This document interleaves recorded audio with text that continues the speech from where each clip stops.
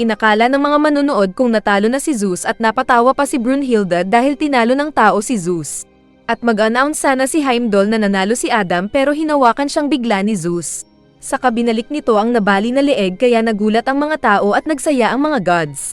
O Anime Recaps Tagalog, mapapawaw ka sa sarap. Nax, ang title ng ating anime ay laging nakalagay sa itaas ng video. Nagsimula ang series sa mga tinatawag na fake gods na tulad naman ng iba't ibang putahe. Mayroon pang may abnormal na siopaw at ang pinakabos nila ay isang matandang nalagas ang buhok at parang hindi kumain ng isang buwan. Nagmeeting ang mga gods na ito para daw ubusin na ang mga tao dahil sawa na sila sa mga ito. Sinisira daw kasi ng mga tao ang mundo dahil sa kahahanap ng gasolina sa ilalim ng lupa. Ngunit bago pa nila masira ang mga tao ay dumating si Brunhilde para pigilan ang mga fake gods. Sinabi ni Brunhilde na testing in daw ang mga tao sa pamamagitan ng Ragnarok. Maglalaban ang lahi ng tao at ng mga fake gods. At kung mananalo ang mga tao ay pababayaan silang mabuhay ng 1,000 taon. Marami sa mga pangit ang natawa, ngunit nang sinabi ni Brunhilde na takot ang mga fake gods sa mga tao ay nagalit bigla ang mga fake gods. At tinanggap ni Payatot na Zeus ang hamon ni Brunhilde at sinimulan ang Ragnarok. Dahil kalahating tao at kalahating god si Brunhilde ay siya ang pinili ni Zeus na manager ng mga tao. Sinimulan ng Ragnarok at ito ay tinanghal sa Valhalla Arena kung saan excited ang mga tao at mga fake gods. Si Heimdall ang ginawang tagasigaw sa mga manlalaro, at pinakilala nito ang unang maglalaban na sina Thor at Lo. Pa-entrance pa ang pagpasok ni Lo na may kabayo. Hinay pa ni Heimdall ang trompeta nito at nagsimula ang laban. Naglakad ang dalawang fighter palapit sa isa't isa. At hinampas ni Lo ang armas ni Thor kaya ito napaatres. Umatake pa si Lo pero siya naman ang hinagis ni Thor palayo. Gamit ang dekuryenteng kamay ay na-charge ni Thor ang malaking maso at naghanda ng kengkoy na stance nito para mangmaso. Pinakita ang tahanan ni Thor noon na binabantayan ng mga may pakpak na kawal. Palagi kasi silang inaatake ng mga Titan. Sa araw na iyon ay hindi nila inaasahan na maraming Titan ang aatake ng sabay-sabay. Lumalaban naman sila pero lumabas ang Colossal Titan at sinira ang pader. Sinabi ng CEO na lalaban sila pero tumalo ng higanti at kinain ng mga may pakpak na parang chichirya. Dumating ang mas bihasa sa laban na Flying Knights. Pero hinampas lang ang boss at kinain din ng mga ito. Maging sina Eren na extra ay namatay at nakain sa kwento na ito. Sinalakay ng mga Titan ang castle at natatakot si Forseti.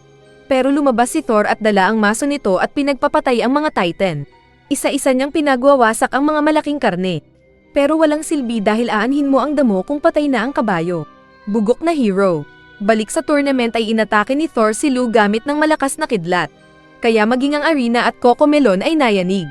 Pinakita ang umuusok na paligid na namaso ni Thor at akala nila kung talo na ang tao. Pero biglang gumalaw si Lu at sinugatan pa si Thor sa dibdib.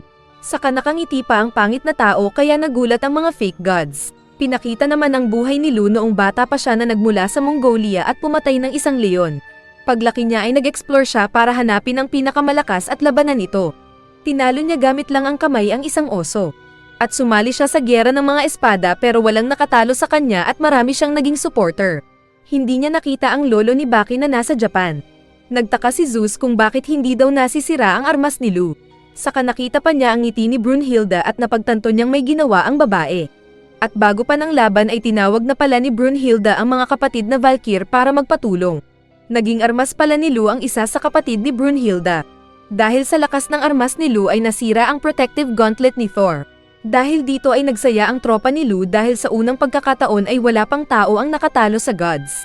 Trabaho daw ng mga Valkyries na bantayan ang kaluluwa ng mga tao at sila ay may kakayahan na mag-transform bilang armas para kung sakaling dumating ang pagkakataon na tulad ng Ragnarok ay matutulungan nila ang mga tao laban sa mga gods. Pero imbes na magalit ay biglang naging excited si Zeus. Biglang nag-usok ang armas ni Thor at naglabas ng lava. Tapos nakarinig ang mga naroon ng pagtibok ng puso. Nagising pala si Mjolnir na armas ni Thor. Sinabi ni Zeus sa kasama na ang totoo, kaya pala naka-glove si Thor ay para maprotektahan ang maso nito na hindi niya masira bago ito magising. Saka tinanggal ni Thor ang gloves na kasing bigat ng damit ni Piccolo. Pinulot ni Thor ang armas at itinaas para durugin si Lu. Biglang may na-receive na text si Brunhilde at nakita nila ang finale na listahan ng mga gods at mga tao na maglalaban. Nagdadalawang isip si Gol na manalo ang mga tao, pero sinabi ni Brunhilde na ang 13 tao ang tatawagin nilang God Slayers. Tinapon ni Thor ang malaking maso kay Lu at ayon sa history nila ay hindi pa nagkamali si Thor. Pero nagawa ni Lu na makailag sa paglipad ng maso. Saka mabilis na umatake kay Thor gamit ang sibat. Pero bumalik ang maso kaya napilitan siyang muling umilag. Sinalo ni Thor ang maso sa nakangiti na hinampas ang nakangiti dinglo. Nagkaroon ng napakalakas na pagsabog na parang nuclear bomb sa harap ng mga manunood. Pero pinakitang sinangga ni Lu ang maso ni Thor na walang hirap. Kaya muling nagsaya at nag-ingay ang mga fans ni Lu. Ngunit dahil sa bigat ng armas ni Thor ay naputol ang buto ng paa ni Lu. Kaya unti-unti siyang bumagsak. Dahil dito ay napapaiyak ang fans ni Lu. Mamasuhin na sana ni Thor ang kalaban pero biglang dumating ang kabayo ni Lu. Nagtaka ang mga manonood kung paano nakarating doon ang kabayo. Dinilaan nito ang paa ni Lu at nag-eye to eye sila. Saka sumigaw ang mga tao para i-cheer nila ang general ng mga tao. Dahil dito ay tumayo si Lu para muling lumaban at sumakay sa kanyang kabayo. Kaya napatawa din si Thor na manyak. Umatake si Lu at nagpaikot-ikot kay Thor sa kanito hinawakan ng armas gamit ang kakaibang grip. Noong mapagtanto ni Lu na siya ang pinakamalakas sa mundo, ay nagsanay siya kung paano hawakan ang armas ng mas malakas. Ilang taon siyang nagpatuloy sa paggawa nito at nahati niya ang kalangitan panandalian. Excited din daw sina Thor at ang maso nito dahil sa kalaban na kakaibang tao. Umatake si Lu gamit ang Sky Eater technique na sinalubong ni Thor gamit ng pagmaso. Nagkaroon ng malakas na pagsabog. Saka ipinakita ang armas ni Lu na naitapon at bumalik sa pagiging babae. Maging si Lu ay naputol din ang dalawang kamay. Kinagat pa niya ang sariling kamay na tinapon. Saka natatawa pang umatake para kumagat. Pero minaso ni Thor ang ulo nito na naglaho. At opisyal na natalo ang mga tao at nanalo ang mga gods. Dahil sa pagkatalo ni Lu ay nagtagay na lang ng lambanog ang mga maskuladong tao, kasama ng higanti. Mag-e-exit na sana si Thor nang biglang sumigaw ang kabayo. At dahil wala nang silbi ang army kapag patay na ang kanilang boss ay umatake din ang mga ito para sundan si Lu. Pinigilan sila ni Heimdall pero sinabi ni Thor na pagbigyan ang mga ito. Saka din niya pinasabog ang lahat ng umatake at tigok silang lahat. Nadurog ang kanilang mga katawan na parang salamin. Saka pinaliwanag ni Brunhilde na hindi na sila makakabalik pa kahit kailan. Dahil dito ay naiyak si Gol pero sinabi ni Brunhilde na kailangan nilang magpakatatag para sa mga tao. Kalaunan ay nagpatuloy ang round ng competition. Lumabas si Adam na kinagulat ng mga tao dahil nakita nila ang kanilang lolo sa unang pagkakataon. Pero hubad pa rin ito at kumakain pa rin ng mansanas. Kaya peking Adam ito. Tinawag naman ni Heimdall ang kanyang makakalaban na god pero nagkaroon ng reshuffle sa mga lalaban. At si Zeus ang lumabas para labanan si Adam. Nagpatugtog ang right hand nitong si Hermes ng musika gamit ang violin. Kaya sa saya ay biglang lumaki ang katawan ng dating payat na matanda. Dahil nga ang tatay niya ay isang titan na gumagamit ng titan gel kaya naging maskulado ang anak. Ipinakita sa backstage bago magsimula ang laban na si Shiva sana ang lalaban sa round 2. Ngunit pinuntahan siya ni Zeus at sinabing siya ang lalaban. Ayaw sana ni Shiva pero malakas si Zeus na pinaluhod si Shiva. Naghamon pa si Shiva pero hindi nagpasindak ang matanda kaya sa huli ay ipinaubaya din ito kay tanda ang laban. Excited na nilapitan ni Zeus si Adam at gayahin daw si Lu at ang armas nito dahil kung hindi ay patay siya agad. Dumating nga ang isang Valkyrie sakay ng Pegasus at na-finger siya ni Adam. Nagkaroon ng brass knuckles si Adam tapos nag-cheers pa daw sina Abel at Cain. Nagtanong si Adam kung ano naman ang armas ni Zeus, kaya ang kamao lang daw ni Zeus ang gagamitin niya. Naunang sumuntok si Zeus ng 0.01 second pero nakailag si Adam. Mas bumilis ang pagsuntok ni Zeus pero nakailag pa rin si Adam. Kahit pa nang parang sabay-sabay ang suntok ni Zeus sa bilis. Inilaga ni Adam ang suntok ni Zeus at nang sisipain siya ng axe chopping kick ni Zeus, ay bigla siyang tumalon na parang unggoy. Kaya napabilib si Zeus at ng mga manonood kasama si Ares. Tapos sinabi ni Adam na siya naman. Saka sinuntok ang mukha ni Zeus na nagdugo. At ginaya niya ang lahat ng moves ni Zeus na ginamit nito sa kanya. Nasuntok-suntok ang katawan ni Zeus at hindi rin siya nakailag nang gamitan siya ng axe chopping kick ni Adam. Dahil dito ay nagsasaya na naman ang mga tao. Ang kapangyarihan daw ni Adam ay gayahin ng anumang gagamitin ng isang god sa kanya dahil siya ay replika ng god.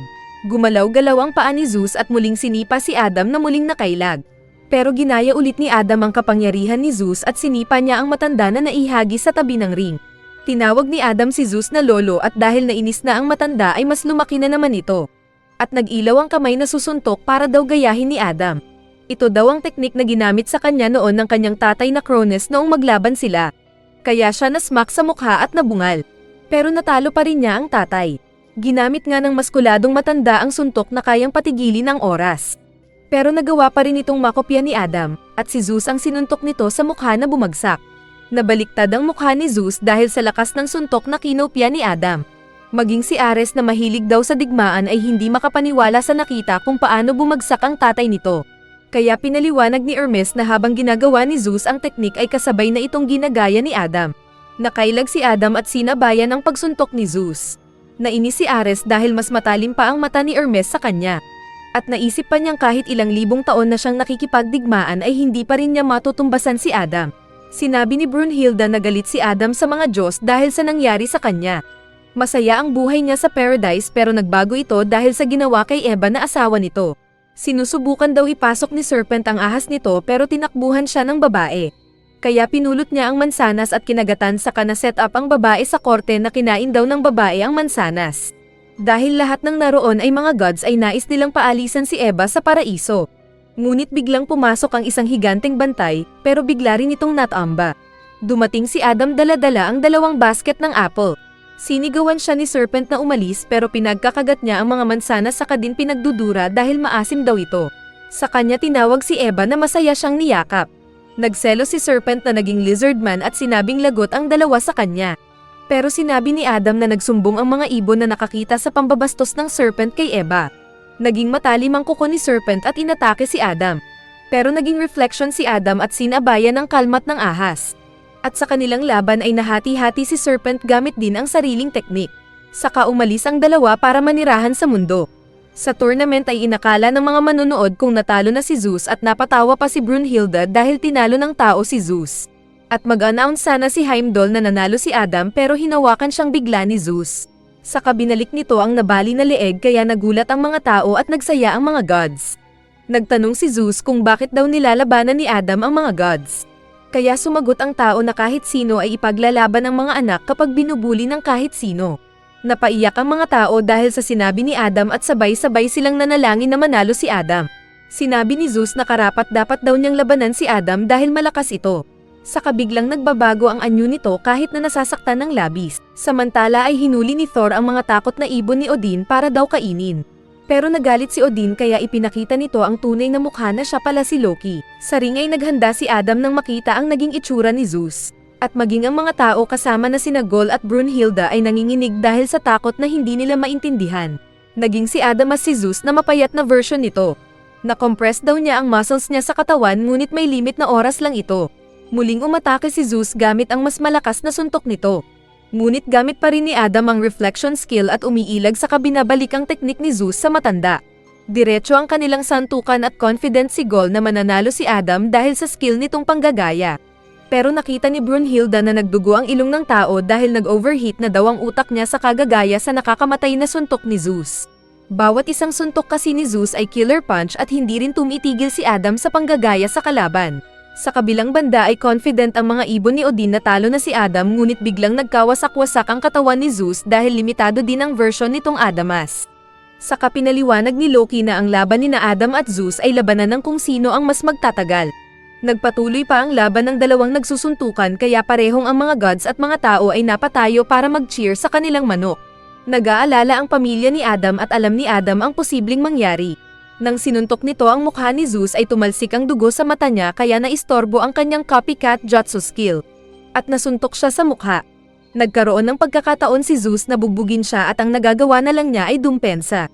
Na-axe chopkick pa siya at patuloy na nabugbog kaya mas naiyak ang kanyang mga anak na nais nila siyang tumigil.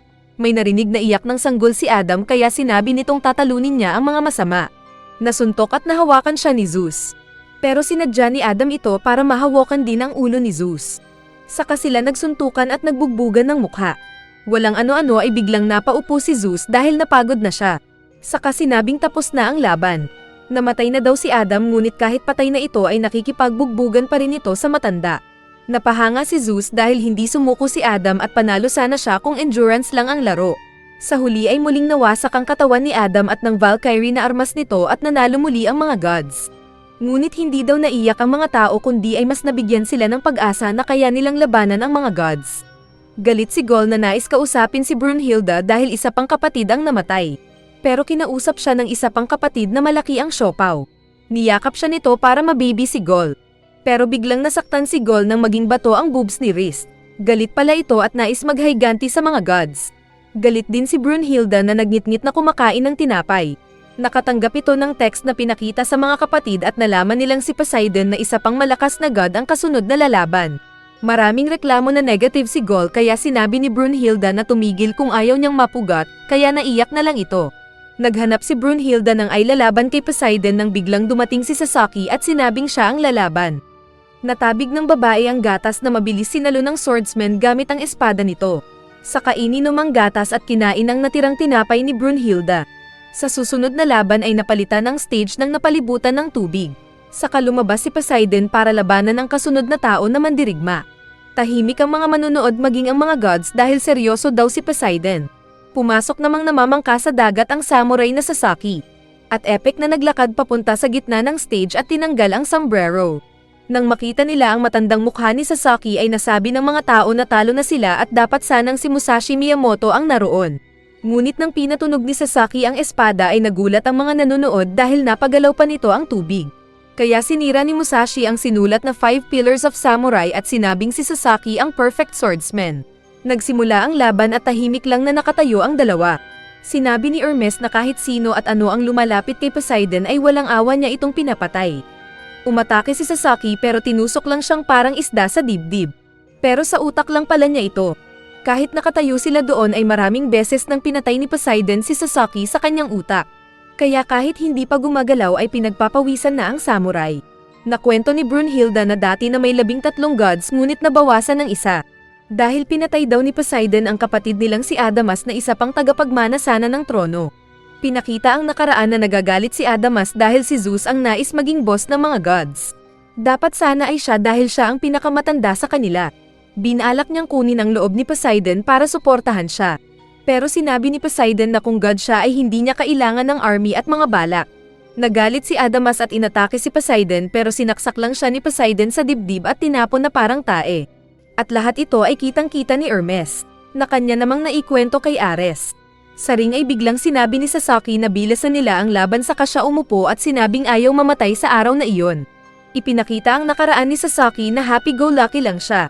Sa isang dojo ay binigyan siya ng dojo master ng kahoy na espada at naglaban sila. Pero naitapon ang espada ni Sasaki kaya siya sumuko na kinagulat ng lahat. Dahil dapat daw na bilang samurai ay lumalaban hanggang mamatay. Minsan habang nakabitin sa puno na nagsasanay ay nakakita siya ng rabbit at ginaya ang pagtakbo nito hanggang mahulog. Pinanood din niya ang ahas na kinain ng palaka na dinampot naman ng agila. At ito daw ang ginawa niyang pagsasanay. Muli siyang nagpunta ng dojo pero nagulat ang mga samurai doon dahil naging maskulado na siya. Lalabanan sana siya ng dojo instructor pero sinabi niyang natalo na niya ito sa utak. Nainis ang dojo instructor at aatake sana ng palo pero nakita nito kung paano siya natalo. Kaya yumuko ito na sumuko. Hinamon ni Sasaki ang master nitong matanda na kinatakot niya nang makita ang teknik. Hindi na siya nagpunta ng dojo pero isang araw ay binisita siya ng master. At sa loob ng tirahan nito ay nakita ng matanda ang mga training ni Sasaki. Kasama na ang mga tinalo nito sa isip na magagaling na swordsman. Nagpatuloy siya sa paglalakbay at sinubukan pang labanan ang iba pang malalakas. At kahit natatalo siya ay paulit-ulit niyang nilabanan ang mga ito sa utak. At nagpatuloy ang kanyang paglakas sa isip at teknik. Sa ring ay alam ni Sasaki na hindi siya pwedeng mag-surrender doon. Tumayo siya at umatake kay Poseidon ng taga. Nakailag si Poseidon pero bago siya masaksak ay muli siyang umatake at natabasan ang bangs ni Poseidon. Naalala ni Musashi ang araw na ginamit ito ni Sasaki sa kanya. At maging ng iba pa. Pinakitang cheeks ang espada ni Sasaki. Lumapit si Poseidon at pinagtutusok si Sasaki ngunit nagagawa ng tao na makailag. Dahil ito sa kakayahan niyang mang-analyze ng kalaban maging tao man o si Poseidon. Kaya kabisado na niya ang ilang pag-atake ni Poseidon. Sumipol si Poseidon at umatake ito gamit ang pantusok. Pero nataman ang tagiliran ni Sasaki dahil sa bilis ni Poseidon at natamba ang tao. Kaya siya minura ni Poseidon at nagsigawan para mag-cheers ang mga god fans. Pero natigil sila nang tignan sila ng masama ni Poseidon. Sinabi ni Sasaki na dapat siyang matuwa dahil sinusuportahan siya ng mga kasama. Kaya nasabi ni Sasaki na nakaka-depress daw ang ugali ng kaharap. Kaya galit na umatake si Poseidon na tumalon at mula sa itaas ay pinagtutusok si Sasaki. Nasisira ang stage pero nagagawa pa ring mabasa ni Sasaki ang mga galaw ni Poseidon at tumatagal siya sa laban. Pero nang sinubukan niyang tagpasin si Poseidon ay nagpunta ito sa likod niya at tumusok, at buti na lang nakasangga pa siya. Patuloy siyang pinagsusundot ni Poseidon at feeling ni Sasaki ay nalulunod siya sa tubig. Ngunit ayaw niyang sumuko kaya lumangoy siya pataas. Nakailag ulit si Poseidon sa paghiwa niya. Kaya muli siyang umatake pero nagpunta ng likod niya si Poseidon at sinira ang espada gamit ang malaking tinidor nito. Nagulat at nalungkot sina Gol at Brunhilde dahil namatay ulit ang isa nilang kapatid. Maging ang mga tao at si Sasaki ay alam nang patay na siya. Pero hindi pwedeng sumuko ang lalaki sa laban na iyon at sinulyapan si Musashi. Ipinakita ang nakaraan ni Sasaki na nilabanan pala nito si Musashi sa isang isla. Pagkatapos niyang masugatan ito sa mukha ay masaya na siya at pwede na sana siyang sumuko. Pero dahil nag-enjoy siya sa laban nila ay pinagpatuloy niyang labanan ang pinakamagaling na swordsman. Kaya sa huli ay nahiwa siya ng ekis sa katawan na kanyang kinamatay. Sa ring ay sinabi ni Sasaki kay Poseidon na siguradong sa buong buhay nito ay wala siyang naging inspirasyong kahit sino at ano. Dahil ang mukha nito ay parang nalagyan ng glue at hindi na pwedeng magbago. Pinulot ni Sasaki ang nasirang espada at ginamit ang kakaibang teknik na ikinaluha pa ni Musashi at sinigaw ang pangalan ni Sasaki. Nag-ilaw ang dalawang espada na hawak niya patungo sa langit at nabuhay ang Valkyrie na dalawa ang pagkatao, saka naging dalawa ang espada. Hinamon ni Sasaki si Poseidon na labanan siya ng buong puso. Pero galit na umatake si Poseidon at naglaban nga sila. Nakita ng anak ni Musashi ang tatay sa posisyon ni Sasaki kaya napatanong ito sa ama. Sinabi ni Musashi na posibleng nilabanan siya ni Sasaki sa utak nito ng ilang libong beses at na-master na ni Sasaki ang ilan niyang teknik. Sa pakikipaglaban ni Sasaki ay nasa sabayan niya si Poseidon dahil gamit niya ang lahat ng teknik ng mga nakalaban na niyang mga samurai masters. At nasugatan pa niya ang mukha ni Poseidon na kinagulat ng mga nanonood. Kaya parang army ng mga swordsmen ang kalaban ni Poseidon.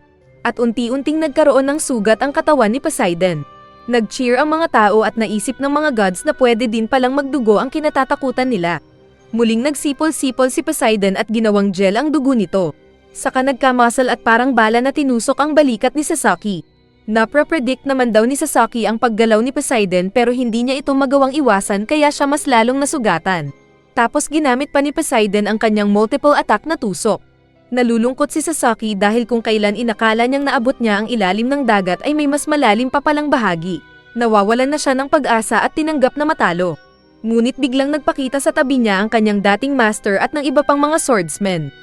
Sinisigawan daw siya ng mga ito para ipagpatuloy ang laban at huwag sumuko. Kaya nagdesisyon siyang lumaban ng isa pang beses. Sinangga niya ang armas ni Poseidon at sinabing nais niyang matikman ang unang victory.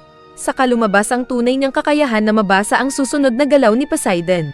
Pinagtutusok pa siya ni Poseidon pero madali lang siyang nakailag at nalapitan si Poseidon. Nahati niya ang isang kamay ni Poseidon pero binalak siyang saksakin gamit ng isa pa pero naputol din ito. Ginamit naman ni Poseidon ang kagat pero inislice na ni Sasaki ang katawan niya.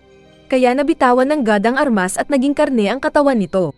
Nakinashock ng iba pang mga gods pero kinatuwa ng mga tao dahil nanalo sila. Natamba ang katawan ni Poseidon na natalo at nasabi ni Sasaki na nais daw niyang ipagpatuloy na manalo. Saka nabasag din ang katawan ni Poseidon na naglaho. At opisyal na sinabi ni Heimdall na nanalo ang mga tao sa third round. Nagkaroon ng daan pabalik pero natamba si Sasaki dahil napagod. Sinalo siya ni Rist at sinamahan sa paglalakad. Nagmeeting ang mga gods kasama si Zeus. Sinabi ni Shiva na siya naman ang lalaban pero pinigilan ulit siya ni Zeus. Nagsimula ang round 4 at muling nagiba ang setting ng arena. Naging sa London ito para daw sa advantage ng mga tao. Saka pinakita ang bagong mandirigma ng mga tao na si Jack the Ripper. Pero ayaw siya ng mga tao. Tinawag din ng kalaban niyang nakakabayo na walang iba kundi si Hercules. Habang nag-uusap sina Gol at Brunhilde kung sino kaya ang susunod na ay lalaban ng mga gods, ay biglang nagsalita si Hercules na siya ang susunod. Nang makita siya ni Gol ay kunwari susuntok ito pero nagbatian pala sila dahil close sila sa isa't isa. Nang makumpirma ni Brunhilde na lalaban si Hercules para sa mga gods ay sinabihan na lang nila ito ng good luck. Saka naglakad paalis si Hercules ngunit biglang dumating si Loki na nagmula sa kung saan.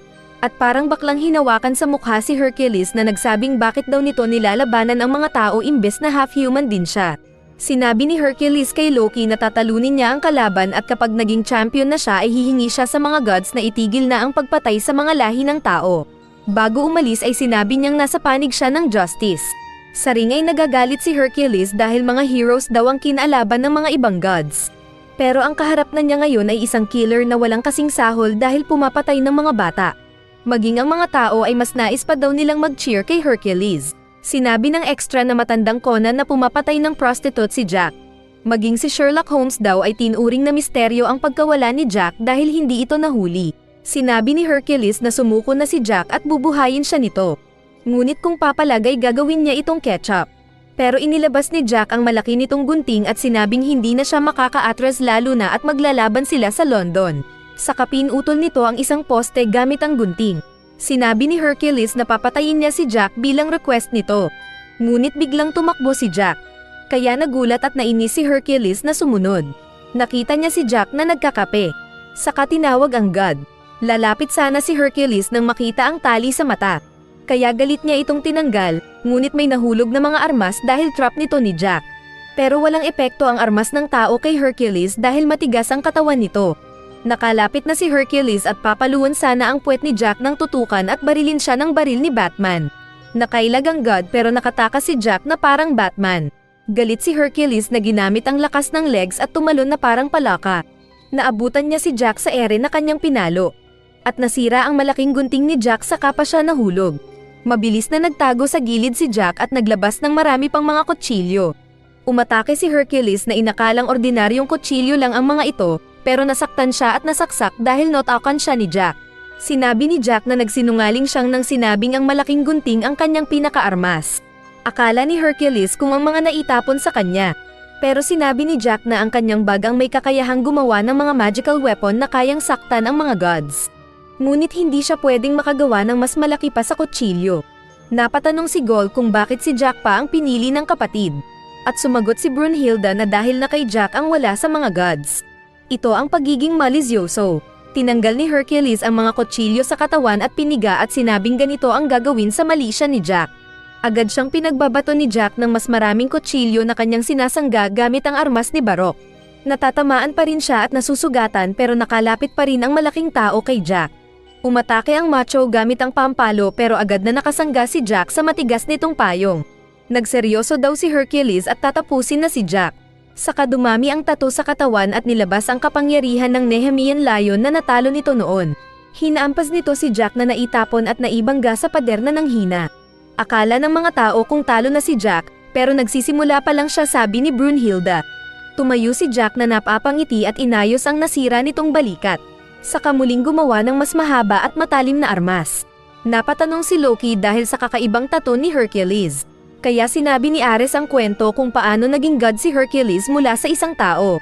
Ipinakita ang nakalipas ni Hercules na kasama ang best friend nitong binubuli ng mas malaki sa kanila.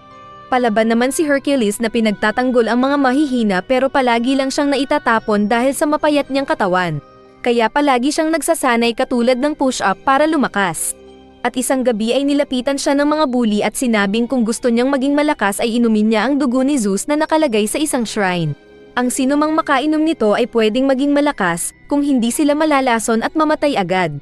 Sinabi ng kaibigan niya na legend lang ang pag-inom ng dugo at alam din ni Hercules. Pero dahil nais niyang maging malakas ay nagpatuloy siya sa pagpapalakas at pagpapalaki ng katawan. Hanggang maging maskulado na siya at hindi na siya madaling binubuli ng iba. Minsan dahil sa decision ulit ng mga gods noon dahil sawa na naman sila sa kasamaan ng mga tao, ay nagpasya silang patayin ang mga tao. Si Shiva sana ang mangunguna pero sinabi ni Ares na siya ang bahala dahil teritoryo niya ang pagpunish sa mga magnanakaw ng Shota. Nakita ng mga tao ang pagdating ng grupo ni Ares na sinabing sumuko na ang mga kawawang tao. Dala niya ang kanyang armada at takot ang mga tao na nagdasal. Pero tumayo si Hercules sa harap ni Ares, hawak ang pamalo nito at binalak hampasin si Ares. Pero sinipa lang siya. Pero muling hinarap ni Hercules si Ares na nilabas pa ang espada nito at sinabing bubuhayin si Hercules kung sasuko ito.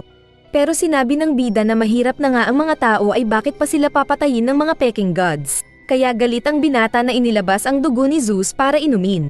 Mabilis na ininom ni Hercules ang dugo ng matandang Zeus. At pagkatapos ay napasigaw siya dahil sa sakit na naramdaman ng katawan. Kaya nasabi na lang ni Ares na tanga ito sa pag-inom ng dugo ni Zeus. Ngunit nagulat siya ulit nang makita si Hercules na naging long hair at puti ang buhok. Isang sundalo ang matigas na inatake si Hercules kahit inawat ni Ares. Kaya bagsak ito, inawat pa niya ang iba na umatake, pero lahat sila ay pinatulog ni Hercules gamit ang pamalo. Alam kasi ni Ares na power ni Zeus ang nasa katawan ni Hercules. At matagal silang nagpalitan ng suntok sa mukha, at nagugulat ang God of War dahil nakakalaban niya ang isang malakas na tao na katumbas ang lakas nilang mga gods. Magkakasuntukan pa sana ang dalawa pero biglang lumabas si Zeus na inawat silang dalawa. Nagtaka si Hercules dahil mapayat ang nakaharap niyang Zeus na hindi tulad ng maskuladong estatwa. Tapos mas nagulat si Hercules nang sinabi ni Zeus na maging isa itong god na magbantay sa mga tao. Pumayag naman si Hercules pero kapalit na huwag patayin ni Zeus at Ares ang mga tao. Kaya nagpaalam si Hercules sa kaibigan nito para daw samahan ang mga siraulong Peking gods, kapalit ng mahabang panahon na ligtas ang mga tao sa pagkasira. At binigyan pa si Hercules ng coronavirus nito kaya naging red ang buhok niya. Sa laban ay unang umatake si Jack gamit ang mahabang blade na sinalag ni Hercules. Saka nagbato pa siya ng mga dagger na iniwasan ng macho. Patuloy sa pag-atake si Jack ng mga nakakasugat nitong laruan pero madali lang itong sinasalag ni Hercules. Hindi lumalaban ng harapan si Jack at tapon lang ng tapon ng mga blade kaya sinira ni Hercules ang armas niya. Saka mabilis na nilapitan si Jack pero nagpatalon-talon si Jack sa ere. Na may mananipis palang string. Ginamit pa ni Jack ang string para paliparin ang mas marami nitong mga kutsilyo. Kaya nasaktan at natusok-tusok ang mga muscles ni Hercules. Ngunit nag-muscle cringe ang macho at nawasak ang mga kutsilyo, saka ginamit ang isa pang mutation ng kanyang armas at ginawang pamaypay, kaya naitapon ng mga armas ni Jack at napaluhod sa lupa. Sinabi ni Hercules na sumuko na ito, pero naipakita ang kakaibang mata ni Jack na nakakakita ng aura kung bakla ang isang macho. At talagang lalaki daw si Hercules, hihihi. Itinaas ni Jack ang kanyang kutsilyo, at parang baliw na tinignan ito sa kakumanta ng London Bridge. Ipinakita naman noong bata pa si Jack na isang magnanakaw ng pagkain sa basurahan. Pero nahuli siya ng lolo ni Julie's Bake Shop at sinipa-sipa siya. Kaya nagmakaawa ang bata na ginamit ang kapangyarihan ng mata na nakakabasa ng emosyon ng tao. At nakita nito ang pride ng baker, pero binigyan siya ng tinapay na umuwi. Nagpunta siya agad sa kinaroroonan ng kanyang ina na isang kalapati na mababa ang lipad. At alagang-alaga siya ng ina kaya kitang-kita niya ang maliwanag na aura ng pagmamahal nito. Isang babae ang kinakausap ang batang Jack at nagtaka ito kung bakit siya hinayaang mabuhay ng ina, imbes na 5 beses na nitong pina-abort ang naunang sanggol sa kanya. Kaya masaya si Jack kahit mahirap basta kasama ang ina. Ngunit isang araw na pag-uwi niya ay nakita niyang napakalakas ng pag-iyak ng kanyang ina. Nakita pala nito sa news na ikakasal na ang isang mayamang lalaki. Ito pala ang tatay ni Jack na nagpako ng pangako na babalikan ang nanay ni Jack kapag naging mayaman na ito. Sinubukang kausapin ni Jack ang malungkot na ina, ngunit naging magagalitin ito na ayaw nang malapitan si Jack. Saka pinagmumura ang anak at sinabing pinahulog na lang sana niya ito tulad ng iba. Natama ng libro ang ulo ni Jack na nagdugo. At nakita ni Jack na nagiba ang kulay ng ina na naging tulad ng dati niyang nakikita sa iba na galit at pagkamuhi. Napagtanto niyang ang pagmamahal na nakita niya sa ina noon ay hindi para sa kanya, kundi ay para sa kanyang ama. Natakot si Jack na nabaliw at sinabing tutulungan ng ina. Saka sinakal ang babae na hindi nakagalaw agad. Nakita ulit ni Jack na nagbago ang kulay ng emosyon ng ina na kanyang kinasya. Nais pa sanang magalit ng ina pero sinaksak na siya ni Jack sa leeg at mas masaya sa kulay nito. Sa kabaliw na kinausap ang patay na bangkay ng ina. Kalaunan ay pinuntahan niya ang tatay na Mr. Suwabi na takot sa batang may hawak na kutsilyo. Kinamusta ni Jack at tinawag na ama ang lalaki, saka din nito nilaslas ang leeg ng debalbas na natigok. At mula noon ay hindi na nakita pa si Jack pero nagpatuloy siya sa pagpatay. Muling sinimulan ni Hercules ang pag-atake kay Jack na sinabing mas natatakot siyang mawala ang justice sa mundo. Nabasag ang mga kutsilyo ni Jack kaya napa-atras siya at napilitang akyatin ang malaking clock tower. Umaakyat siya nang hampasin ni Hercules ang tower kaya ito nagiba at naibitin si Jack.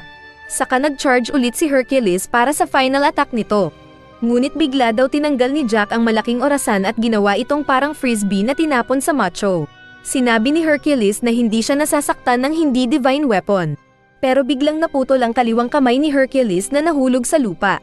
Saka nagtanong pa si Jack kung ano na ang nararamdaman ng malaking tao. At nagulat ang mga tao dahil sa pagkaputol ng kamay ng isang legend. Napagtanto ni Loki na isa ding trickster na ang kapangyarihan ni Jack ay nasa kanyang gloves. Lahat ng kanyang mahawakan ay nagiging divine item. At nagpanggap lang siya noong una na yung binubunot niya sa bag ang nagiging divine item. Ngunit alam na ito ni Brunhilde dahil siya rin ang nag-assign ng kapatid na magiging armas ni Jack.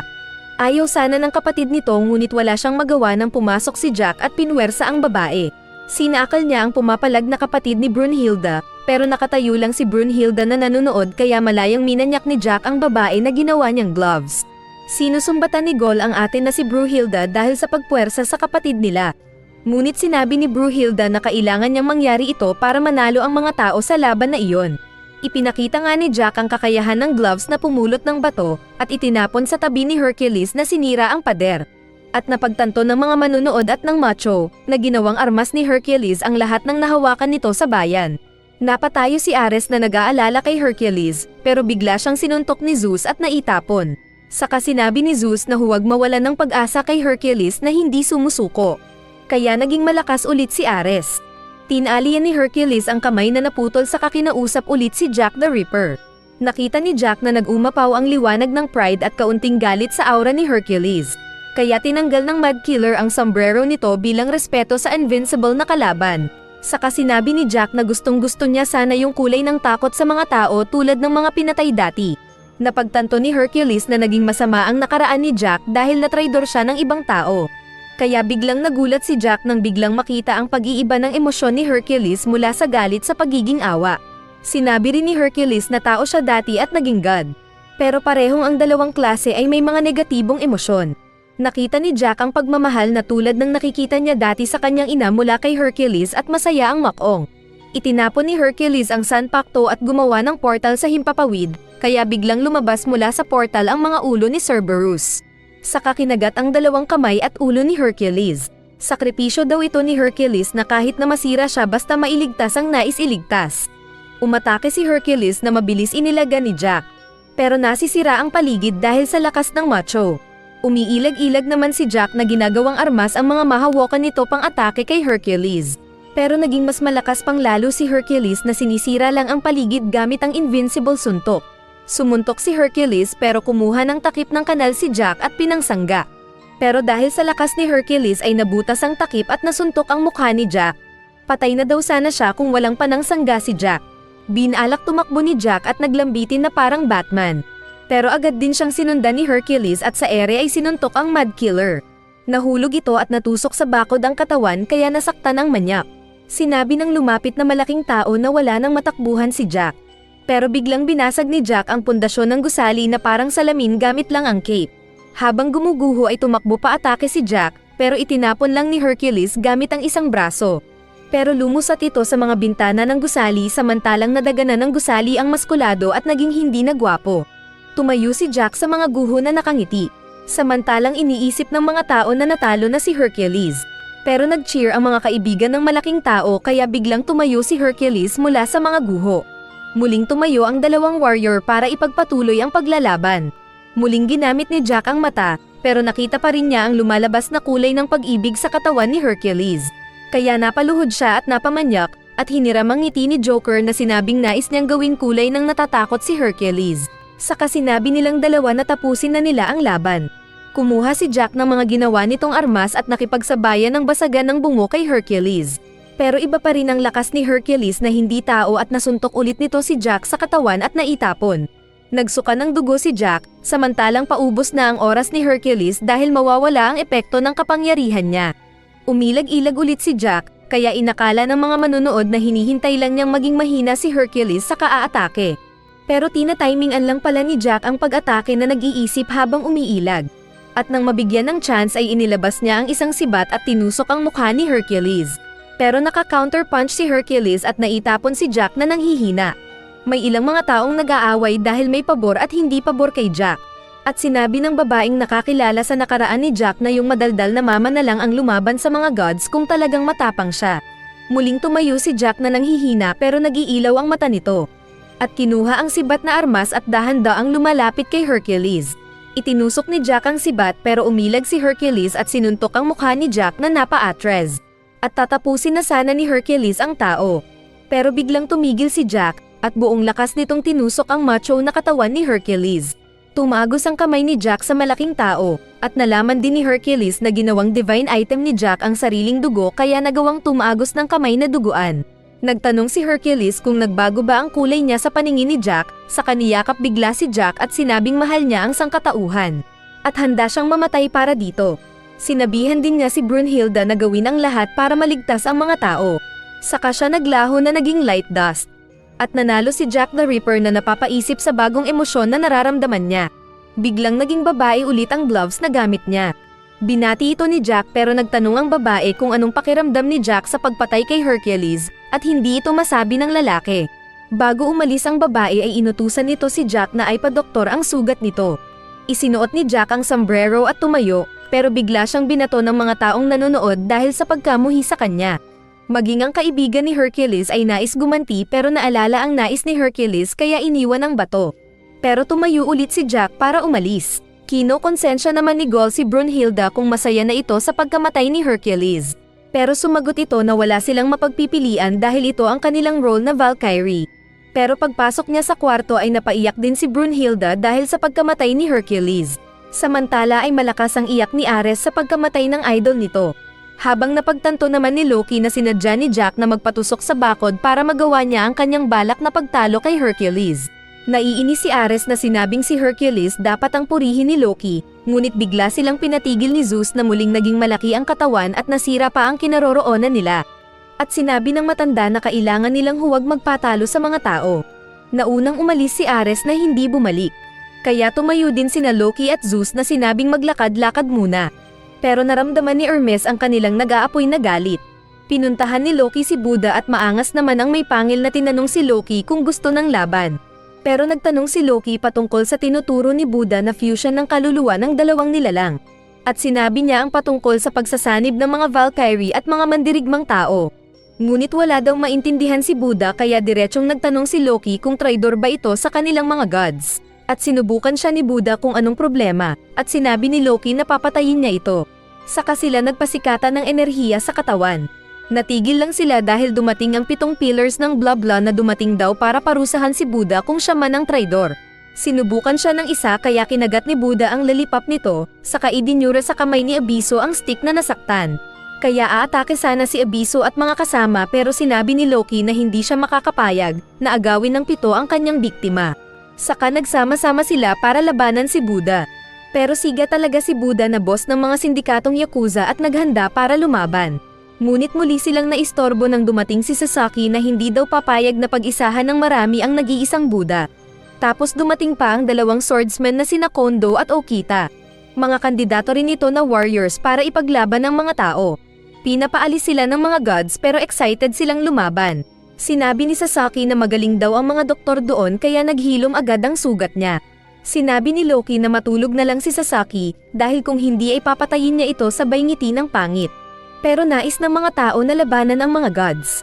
Umabante si Loki pero pinigilan siya ni Abiso na siya ang papatay sa mga tao. Saka inilabas ang baril nito at pinagbabaril ang mga kaharap. Pero ang naging yelo ay yung mga tubig dahil nagminti si Abiso. Inilabas naman ni Loki ang armas nito at sinimulan ng pag-atake. Pero mabilis nakailag ang mga samurai kasama ni Buddha. Napansin ni Loki si Okita na katulad din niya ng ugali na may sayad sa ulo. Naiinis siya dito pero naiinis din ito sa kanya. Maglalaban na sana sila pero biglang dumating sina Zeus at Odin na sinuntok ang lupa para patigilin ang mga naglalaban. Sinabi ni Zeus na hindi sila pwedeng maglaban-laban lalo na sa oras na iyon kaya natigil sandali ang bawat panig.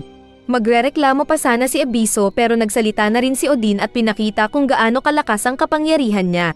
Kaya lumindol ang paligid na kinabigla ng ibang gods dahil sa kanyang aura. Kaya umalis ang mga gods kasama ni Loki at iniwan ang mga tao at si Buddha. Umalis din agad ang mga tao na bumalik sa kanilang mga quarters. At nang maiwan na lang si Buddha, Zeus at Odin ay sinabihan ng galit na Zeus si Buddha na tumigil sa panggugulo. Saka sila natawang dalawa ni Buddha. Pero sinabi ni Buddha na sarili lang niya ang pakikinggan. Saka ito umalis. At parang bata din na umalis si Zeus para manood sa susunod na laban. Pero nang mag-isa na lang ni Odin ay ginamit niya ang kapangyarihang itim at pinatay ang mga bulaklak sa paligid. Magkasama naman sina Gaul at Brunhilde at pinasok ang isang kwarto kung saan nagkalat ang maraming plato. Narinig nila ang malakas na hilik at nagulat si Gaul nang makita ang lolo ni Baki na tulog kasama ang iba't ibang babae. Sumigaw si Brunhilde kaya nagising ang mga babae na magkakaibang uri. At tumakbo sila paalis. Binangon din ni Brunhilde ang malaking tao na excited kung nais ng mga babae na maglaro ng grappling. Tinalon niya si Brunhilde para yakapin, pero pinigilan siya ng babae. Ito daw si Raiden na isang pinakamalakas na sumo wrestler. Tinawag ni Brunhilde ang Valkyrie na makakapartner ni Raiden, at pumasok ang napakalaking babae na Stithrod. Natigilan si Raiden dahil sa malaking babae, pero napangiti dahil nagandahan daw siya at agad na niyakap si Throd. Saka seryoso daw si Raiden na nagandahan sa malaking babae. Dahil sa narinig ay nag-blush si Throd na naging cheeks ang mukha. Kaya nagulat si Gold dahil naging babae ang pinakamalaking kapatid niya. At naging armas ito ni Raiden. Inintroduce ni Heimdall ang mga maglalaban. Nauna niyang tinawag ang pinakamalakas na sumo wrestler ng Japan na si Raiden. Kaya masaya ang mga kapwa niya sumo wrestler na nanonood ng pagpasok niya. Ipinakita ang bagong ayos ni Raiden at ng mga linya sa katawan nito bilang resulta ng pag-iisa nila ni Throd. May isa naman killer na audience na gustong-gusto ang mga muscle ni Raiden na nais daw siyang ma-dissect. Pagkatapos ay tinawag din ang katunggali nitong god na si Shiva. Masaya naman ang mga asawa ni Shiva na suportado ang pinagmulan ng mga taong avatar na kulay blue. At may anak pa siyang elepante na tao pero hindi pinakita ang nanay nito. Isang teacher ni Naruto ang may hawak na plato ng asin na napansin ni Shiva na nagiba ang reaksyon.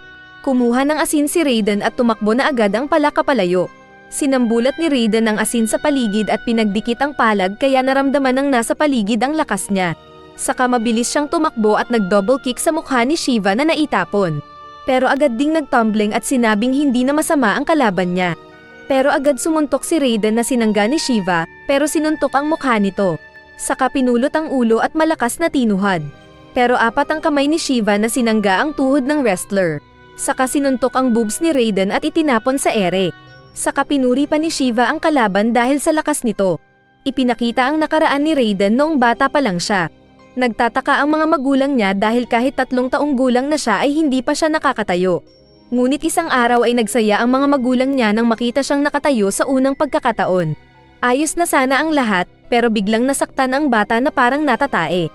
Nasasaktan pala siya dahil punong-puno ng lakas ang mga muscles nito at nadudurog ang kanyang mga buto. Ngunit nakagawa din ng katawan niya ng paraan para magawa niyang masuppress ang lakas ng mga muscles, sa pamamagitan ng pagdevelop ng isa pang layer ng muscles na tinawag niyang 100 Seal. Sa labanan ay sinabi ni Raiden na tatapusin na niya ang kalaban. Saka inactivate ang katawan at tinanggal ang 100 Seal sa sariling katawan. Kaya biglang gumalaw-galaw ang mga muscles niya na parang sasabog dahil sa pinakawalang lakas. Kaya tinawag niya si Throd para makontain ang lakas niya sa katawan, na kanya namang nagawa gamit ang sariling kapangyarihan. Dahil dito ay nagkaroon ng self-confidence sina Valkyrie at Gold na mananalo sila dahil sa unang pagkakataon ay magagamit na ni Raiden ang tunay na lakas. Sinabi ni Raiden na huwag agad masaktan si Shiva, na nainis dahil sa yabang ni Raiden. Pero agad umatake si Raiden na sinuntok ang sumangga na si Shiva. Pero mabilis pa siyang pinagsusuntok ni Raiden sa mukha at pag-abot nila sa pader ay bagsak ang kulay blue na god. Kaya masaya ang mga tao kasama ni Gold at Brunhilde na feeling ay mananalo sila. Nang tatapusin na daw ni Raiden si Shiva gamit ang headbutt, ay biglang ulo ni Raiden ang nagdugo. Dahil ito sa makapal na skull ni Shiva. Saka in-uppercut pa ni Shiva ang nasaktan na Raiden. At mabilis na pinagsusuntok ang sumo wrestler na tingin ng mga nanonood ay malalakas na suntok. Nasuntok pa ni Raiden ang mukha ni Shiva pero mas lalo lang siyang pinagko-combo. Nataman pa sa katawan si Raiden na napatigil. Saka sinabing pagod na siya. Hinawakan pala nito ang isang kamay ni Shiva, at gamit ang buong lakas ay piniga ito kaya nagdugo ang kamay ni Shiva, na nakawala lang ng masipa si Raiden sa tiyan. Dahil sa tulong ni Throd ay nagagawa na ni Raiden na mailipat-lipat ang lakas nito sa mga muscles sa katawan. Pero maraming supporter si Shiva na mga hacker na 1,000 gods ng India. Katulad ng mga followers nila na hacker ng Facebook. Kaya naging malakas ang loob ni Shiva na umatake ng suntok na mas mabagal. Kaya 2 beses na nakailag si Raiden at sinabihan pa ang kalaban na bukas ang depensa niya. Ngunit nagulat si Raiden nang maging mabigat ang suntok ni Shiva nang sanggahin niya ito. Kaya pinagsusuntok din niya ang mukha ng kalaban, pero siya ang napasukan ng dugo nang nasuntok siya sa tiyan. Saka inuntog pa ni Shiva ang ulo sa ulo niya. Kaya ginamit din ni Raiden ang ulo para umatake. Naghawakan sila ng ulo at parang mga baliw na nagbasagan ng ulo gamit ang kanilang ulo. Dahil dito ay napangiti si Shiva at naalala naman nito ang nakalipas niya. May kaibigan siya noon na isa ring hindi naliligo na gustong-gusto ang pagsuntok sa bato. Ito si Rudra na best friend ni Shiva na 4 din ang kamay. Habang nagsasayaw sila ay may dumating na nagpatulong ang ilang pangit. Dahil may ibang mga bully na gods na umatake sa ibang gods at binubugbog sila. Natawa pa sila nang marinig ang title ni na Rudra at Shiva. Pero dumating ang dalawa at buong araw silang nakipaglaban sa mga bully na gods ng India. Sinabi ni Rudra na nais niyang maging pinakamalakas na god at mag-adventure, kaya pinagtawanan siya ni Shiva. Ngunit dahil tiwala si Shiva sa kaibigan ay sumama din ito para partner silang gawin ang nais ni Rudra. Pinagtawanan sila ng iba pang mga gods, pero pinagbubugbog nila ang mga ito hanggang maging mga followers at subscribers nila. Kaya mag-like na at subscribe kung bago ka pa lang kung ayaw mong bugbugin din kita. Patuloy lang sila sa pakikipaglaban sa ibang gods hanggang lumakas pa silang lalo. At kinalaban din nila ang mga gods ng apoy at tubig na kanilang na-knockout. Pinuntahan din nila ang thunder god ng India na si Indra, na addict sa yosi. Sinabi ni Indra na labanan niya silang sabay pero mag-isang humarap si Rudra. Naglaban sila at sa isang iglap ay bagsak ang may butas sa baga. Sumasayaw-sayaw si Shiva na nilapitan si Rudra at tinawag siyang magsayaw. Pero sa isip ni Rudra ay nais niyang labanan si Shiva. Pinuntahan pa nila ang dalawang top gods na maskuladong Brahma at pangit na Vishnu. At nanalo din sila na na-knockout ang kalaban. Dahil dito ay nakapunta sila sa pinakatuktok ng bundok na pangarap puntahan ni Rudra. Masaya si Shiva na naglalaro. Ngunit seryoso si Rudra na tinawag si Shiva para maglaban sila. Sinabi ni Rudra na alam ni Shiva na isa lang ang pwedeng maging pinaka-boss sa kanila ni Shiva. Ayaw ni Shiva na labanan si Rudra, pero para mapagbigyan ang kaibigan ay pumayag si Shiva. At nagsuntukan silang dalawa at nagbasagan ng bungo. At ang laban daw nila ang pinakamabangis na laban dahil dinig ito ng iba. At yung pawis pa nila ang naging ulan. Masaya daw sila na malungkot sa kanilang laban. At pagdating ng final moments ng kanilang laban ay sinuntok-suntok ni Shiva si Rudra na nais nitong huwag nang tumayo. Pero paulit-ulit na tumatayo si Rudra na ayaw sumuko. Ayaw patayin ni Shiva ang kaibigan, kaya sinadya niyang magpatamba para sumuko. Ngunit naunang sinabi ni Rudra na talo na siya. Sa kanilapitan si Shiva at pinagalitan na huwag sumuko sa mga kalaban nito. Ayaw sana ni Shiva na maging pinakamalakas dahil si Rudra ang may pangarap nito. Pero wala siyang nagawa nang ipinasana sa kanya ni Rudra ang power at responsibilidad para sa mga gods ng India. At mula noon ay sila ang pinakasakit ng ulo ng mga hacker ng Facebook at bank account ng mga tao sa mundo. At sa labanan ay isinigaw ni Shiva na hindi siya pwedeng matalo dahil sa pangarap ni Rudra at ng 1,000 gods na nasasakupan niya. Naroon din pala si Rudra na nanonood ng laban ng kaibigan nito. Sinabi ng mga kasama nilang pangit na hindi daw kasi nag-iisip ng husto si Shiva kapag lumalaban pero malakas talaga siya. Sa ring ay sinabi ni Shiva na oras na para tapusin ang laban. Saka din siya nagsayaw-sayaw ng sayaw ng 4 ang kamay. Saka inatake si Raiden na sumuntok ng hangin at nataman sa dibdib at mukha. Dadaganan sana ni Raiden ang kalaban pero sumayaw-sayaw na ito na sinipa ang likod ng tao. Saka walang tigil na sumayaw-sayaw at pinagsusuntok ang kawawang Raiden na hindi makabawi. Nasabi naman ni Hermes na nais daw niyang ma-experience ang pag-atake ni Shiva na iyon. Ngunit hindi pa rin daw tapos si Raiden na inipon ang lakas nito sa braso. Ngunit hindi rin tapos si Shiva na dahil sa ritmo ng sayaw nito ay nag-aapoy na siya. Saka tumalon si Shiva gamit ang umaapoy na sipa at sinunog si Raiden na nasunog sa gitna. Kaya nagsaya ang mga manunood na gods na inisip na panalo na si Shiva. Pero napangiti lang ang malaking tao. Natakot ang mga tao dahil para na silang talo, pero hindi pa rin nawawalan ng pag-asa ang mga sumo fans. Saka pinakita pa ang buhay ni Raiden nang sinubukan niyang maglaro ng sumo kasama ng iba. May kinalaban siyang mas matanda, na kanyang binangga at naitapon. Kaya natakot ang mga ibang bata na tinawag siyang halimaw. Na-down si Raiden dahil sa napakalakas na katawan, pero pinakalma siya ng ina at sinabing regalo ng langit ang lakas niya. Kaya nang lumaki si Raiden ay lumaki siyang matulungin na tao. Minsan ay biglang nag-explode ang isang volcano at maraming tao ang nasaktan. Kaya inisip pa rin niyang gamitin ang lakas para tulungan ang mga kababayan. Nagpaalam siya sa mga magulang. Saka nagpunta siya ng city para mag-ipon ng pera. At sa isang sumo stable siya napunta. Nakita niya ang mga naglalaro ng sumo at ng boss na kumakain ng maraming kanin. Tinawag siya ng boss na lumaban na para sa showdown ng lakas niya. Ngunit ayaw niyang ibigay lahat dahil baka masaktan ang katunggali niya. Kaya biglang sinabi ni Ukaza na siya ang subukan ni Raiden. Naglaban nga sila ng tulakan at mabilis na umatake si Raiden. Pero napigilan siya ni Ukaza at binalibag sa lupa. Sinabi ni Ukaza na pauwiin na si Raiden. Ngunit ayaw umuwi ni Raiden na talunan kaya paulit-ulit siyang sinapak ni Ukaza. Pero dahil masuchest si Raiden ay gustong-gusto nito ang sumo. Kaya nag-training siya ng tungkol sa larong ito. Nakipaglaro siya sa mga tournament at kahit mataba ang mga kalaban ay hinahagis lang niya ang mga ito. At dahil dito ay naging sikat siya at nagawa niyang masuplayan ang nagugutom na kababayan at mga magulang. Pero minsan ay nakita niya ang sindak sa mukha ng katunggali. Kaya naalala niya ang nangyari noong bata pa siya na tinawag siyang monster. Pinuntahan siya ng galit na master, pero nagulat nang makita ang umiiyak na malaking tao. Ayaw daw ni Raiden na sinasaktan ang mga mahihina na dapat sana ay pinoprotektahan niya. Ngunit dahil sa sumo siya magaling ay tinuloy niya pa rin ito pero nilimitahan ang mga dangerous na teknik. Hanggang mamatay siyang hindi man lang na-maximize ang tunay na lakas nito. Ngunit sa laban nila ni Shiva ay may enjoy na daw niya ang larong sumo at may lalabas na ang tunay na lakas. Nag-stance siya ng sumo. Saka hinanda ang pangsampal nito gamit ang paglipat ng lakas sa mga muscles. At mabilis na nilapitan si Shiva na sinampal gamit ang kanang kamay. Sumangga naman si Shiva ngunit dahil sa lakas ni Raiden ay naputol ang dalawang kamay niya. Akala ni Gol kung panalo na si Raiden. Ngunit biglang tumayo si Shiva na hindi pa tapos kaya nagsaya ang mga tao nito. Nagtataka sina Zeus at Ares kung anong kapangyarihan ang nagawa ni Raiden. Dahil kung nagkamali lang si Shiva ay ulo na sana nito ang natanggal. Muling tumayo si Shiva na dinura ang natanggal ng ngipin. At walang ano-ano ay bigla na lang nasaktan ang katawan ni Raiden na nahihirapan dahil sa backlash ng katawan nito. Sinabi niya kay Thrud na i-manage niya ang muscles nito at pagalawin para umatake paminsan. At ayaw sana ng babae dahil alam niyang mamamatay si Raiden kapag nasira ang katawan. Pero last chance daw ito ng lalaki para ma-enjoy ang sumo. Ang pagiging matigas daw ni Raiden ang dahilan kaya nagustuhan siya ni Thrud. Kaya muli silang nag-isa ng katawan at masaya naman si Raiden. Napansin ni Shiva ang nanonood na ibang gods, kasama si Rudra na sinenyasan siyang like mo na ang video. Kaya napagtanto din ni Shiva na pareho lang sila ng sitwasyon ni Raiden na hindi pwedeng sumuko sa laban na iyon.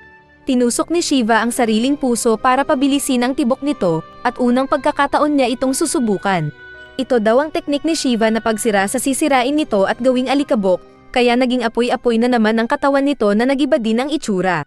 Umatake si Raiden ng sampal nito pero sinuntok din siya ni Shiva.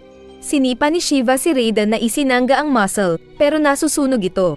Nagtataka ang mga barkada ni Shiva dahil mas malakas na si Shiva.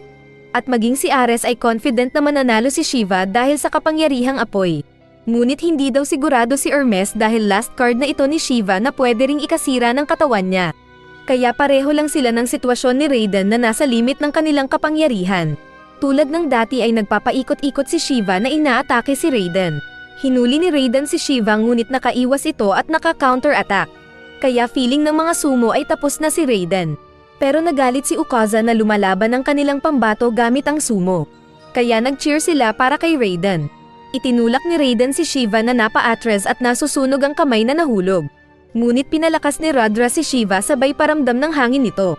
Kaya patuloy lang sa paglalaban ang dalawang malakas na nilalang habang naghihintayan kung sino ang unang babagsak ang katawan dahil sa sariling kapangyarihan. Nasusunog si Shiva samantalang nag-o-overuse ang lakas ni Raiden. Sa huling pagkakataon ay nag-charge ulit si Raiden ng pangsampal nito gamit ang muscles at inatake si Shiva. Ngunit gumamit ng nag-aapoy na sipa si Shiva at sinipa ang kamay ni Raiden na nahati sa gitna at natanggal. Matutamba na sana si Raiden, pero bigla siyang tumayo at nagpasalamat kay Shiva dahil nagawa niyang makalaban ng tunay na sumo. Saka sinabihan si Thrud na umalis na para mabuhay. Ngunit na in love na daw si Thrud sa kanya na ayaw umalis. Kaya sinipa ni Shiva si Raiden na natanggal ang ulo na nahulog sa lupa. At muling nabasag ang katawan ni Raiden kasama si Thrud. Kahit natalo si Raiden ay nagsaya pa rin ang mga kasama nitong sumo wrestler dahil sa ipinakitang katatagan ni Raiden. Samantala ay nasira ng lubos ang katawan ni Shiva dahil sa laban nila ni Raiden. Pero masaya siyang sinalubong ni Rudra at nagbatian sila. Dumating si Zeus para batiin si Shiva, ngunit napagtanto daw ni Shiva na amazing ang mga tao. Samantala ay magkasamang naglalakad sina Gol at Brunhilde. Tapos naiiyak pa si Gol sa kapatid na babaeng namatay dahil close silang dalawa. Tinanong niya si Brunhilde kung bakit hinahayaan itong mamatay ang mga kapatid nila. Pero sinabi ni Brunhilde ang sinabi noon ni Adam na hindi na kailangan ng paliwanag para ang isang nilalang ay mamatay para protektahan ang mahal niya. Saka sinuntok ni Brunhilde ang push button ng pinto para buksan ito at sinabing iwan muna siyang mag-isa ni Gol. Sa loob ay umiiyak si Brunhilde dahil sa kanilang pagkatalo. Pero kailangan niyang gawin lahat para iligtas ang mga tao. Pinuntahan ni Zeus si Buddha na walang pakialam sa sinasabi ng matanda at kumakain ng candy. Humingi ng candy ang matanda pero madamat si Buddha. Saka sinabi ni Zeus na nais niyang si Buddha ang susunod na lalaban para sa round 6. Saka sinabing para sa kanilang mga gods ay lumalaban sila para manalo, at tinitigan ng masama si Buddha. Kaya sinabi ni Buddha na lalaban siya sa next round. Samantala ay nagpunta si Gol at pumasok sa hindi kabisado na hallway. Nakarinig siya ng nag-uusap at nang silipin niya ay si Abiso na ginagamot ng kasama. Bigla siyang nahuli ng iba pang nasa likod niya. Kaya wala na siyang magawa nang mabisto na siya ng iba pa at naipit na pilit pinapaamin. Walang masabi ang naninerbiyos na Gol nang biglang magsalita si Jack habang nagtitimpla ng tea nito. Saka nagtanong kung gusto ito ng iba pa. Sa arena ay sinabi ng announcer na mas maraming talo ang mga tao, kaya delikado na sila. Tapos tinawag ni Heimdall ang makikipaglaban na si Buddha. Ngunit biglang dumiretso ito sa corner ng mga tao. Saka inagaw ang megaphone ni Heimdall at sinabing makikipaglaban siya para sa mga tao. Kaya biglang nagngit-ngit ang mga gods. Tinutukan ni Abiso si Jack dahil sa pakikialam nito. Pero sinabi ng kasama ni Abiso na umalis na sila dahil hindi siya papayag sa walang silbi na patayan. Bago umalis ay marami pang sinasabing masama si Abiso kay Jack at kay Gol kaya hinila na siya palayo. Nagtanong si Jack kung anong trabaho ng 7 na umalis, at sinagot ni Gol na ito daw ang 7 taga-bless ng Japan. Pero nakita ni Jack na kakaiba ang ilaw ng katawan nila kaya parang may mali daw. Naalala ni Gol na si Jack ang pumatay kay Hercules. Pero sinabi niya na lang sa lalaki na magpagaling na ito dahil sa sugat. Kaya naalala ni Jack si Hercules. Agad na may kinuha si Gol saka din agad umalis. Kaya nasabi na lang ni Jack na nasayang ang tinimpla niyang tea. Baka may lason. Sa arena ay pinakilala nga ni Heimdall si Buddha na susunod na lalaban. Kaya pumasok naman ito sa ring at naglakad ng diretsyo na panguya-nguya pa ng bubblegum. Marami pang sinasabi si Heimdall na papuri kay Buddha. Pero diretsyo itong naglakad sa corner ng mga tao. Nilapitan siya ng nalilitong Heimdall na sinabing maaga ang pagpasok niya. Ngunit inagaw ni Buddha ang megaphone ni Heimdall at sinabing lalaban siya para sa mga tao.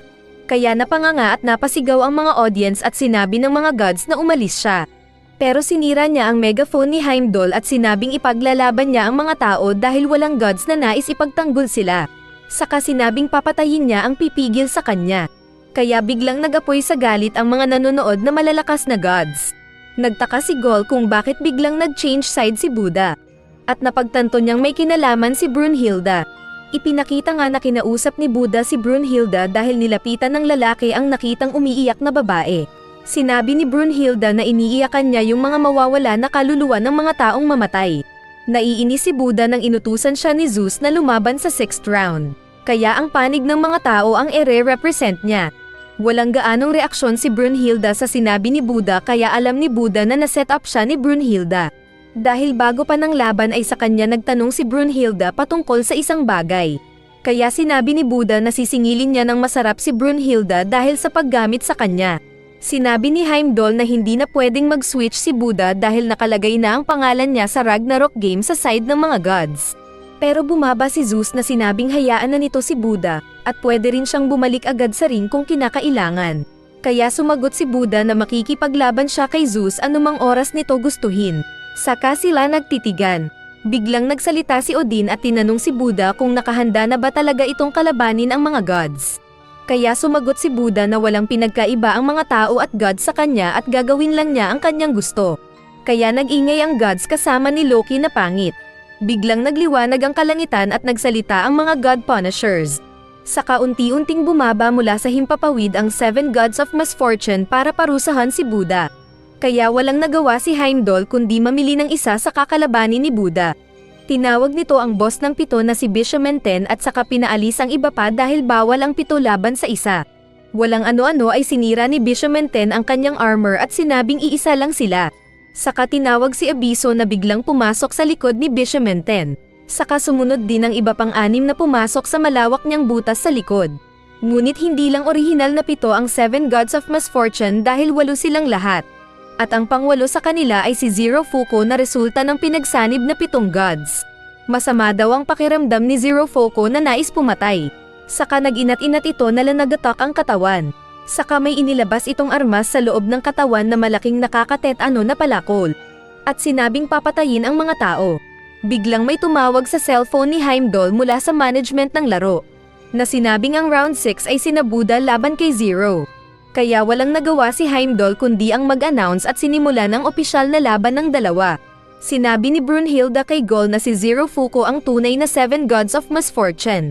Dati daw siyang mabait na god pero dahil nakaramdam ng kapighatian ay bigla na lang siyang naging dark god. Ipinakita ang dating mabait na Zero na nakatira sa mundo. May tinulungan siyang ibon na binalik sa pugad nito. Pero tinuka siya ng nanay ibon. Isang araw ay nakita niyang nagkapandemak ang mga tao at marami sa kanila ang namamatay. Kaya naisip niyang tulungan ang mga tao. Nilapitan niya ang isang bata na may sakit at walang pagdadalawang isip na kanyang pinagaling sa pamamagitan ng pag-absorb sa karamdaman nito.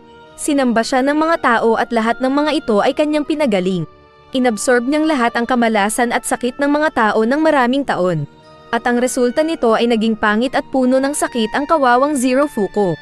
Pagkaraan ay binisita niya ang bayan kung saan una niyang nilunasan ang mga tao. Pero nakita niya ang masamang gawain ng mga tao na matako, mabisyo at mahilig sa babae. Binangga pa siya ng dating bata na niligtas niya noon. Nakangiti siyang binati ito, ngunit naging bastos ang lalaki na dinuraan pa si Zero Fuko. Kaya hindi makapaniwala sa isip si Zero. Nakita siya ng lumaki ng ibon na tinulungan niya noon at babatiin sana, pero naging galit na si Zero na naglabas ng maitim na aura kaya napaatres ang ibon. Hindi masaya si Zero na nakikitang malungkot ang mga tao. Tapos napansin niya ang pagdating ng mga taong may sakit at inakala niyang siya ang hinahanap nila para magpagamot. Ngunit sinusundan pala nila si Buddha na nagbigay ng kinakain nitong candy beans. Kaya masaya ang mga tao kahit na naghihirap sila. Dinaanan lang nila si Zero Fuko na nakadapa sa lupa, kaya nagselos ang bata na tinawag si Buddha. Inakala ni Buddha kung nais niya rin ng beans pero tinapon ito ni Zero. Saka sinabi ang ginawa niyang pag-absorb sa sakit ng mga tao. At napatanong kung bakit malungkot ang mga tao dito samantalang masaya sila kasama ni Buddha. Kaya sinabi ni Buddha na ang kasiyahan daw ng tao ay magmumula sa loob. Saka tinawag din si Zero na sumama sa kanila. Kaya mas lalong nasaktan si Zero na bigla na lang tumakbo. Nagseselos pala ito dahil ang papuri ng mga tao na para sa kanya ay napupunta kay Buddha na nakikita nila. Kaya galit at naiiyak na nagpunta ng isang sawa si Zero. At doon naging isa siyang napakapangit na demonyo na nais patayin ang lahi ng mga tao. May mga taong nakakita sa kanya na pangit.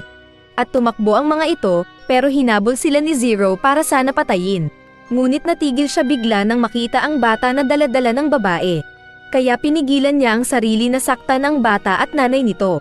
Tinanggal ang seal sa leeg kaya bigla siyang naging 7, kasama si Abiso at Bishamenten. Sinabi ng mga ito na kailangan nilang isakatuparan ang divine punishment pero uuwi muna sila at magdamit kaya sila umalis. Sa arena ay madaming daldal si Zero nang bigla siyang sinipa ni Buddha at bumagsak at naglalaway. Saka nagdura pa ng dugo. Napatanong si Zero na bakit siya pa ang kailangang magpakasakit at masaktan ngunit hindi naman pinupuri. Sa kanya pinulot ang malaking palakol at inatake si Buddha. Pero madaling nakailag-ilag lang si Buddha kaya naisip ng mga nanonood na sayang lang ito. Kaya nainis si Zero na biglang pinag-transform ang battle axe nito na dumami ang mata. At kinatakutan ni Gol. Sinabi ni Zeus na ang tawag sa palakol ni Zero ay catastrophe dahil sa disaster na dulot nito. Hinampas pa ni Zero ang kalaban na nakailag, pero nahati ang lupa hanggang sa upuan ng mga nanonood. Kada makakailag si Buddha ay nagiging malas si Zero, pero mas nagiging makapangyarihan ang armas niya. Umilag muli si Buddha at nagtambling na pumalakpak gamit ang paa.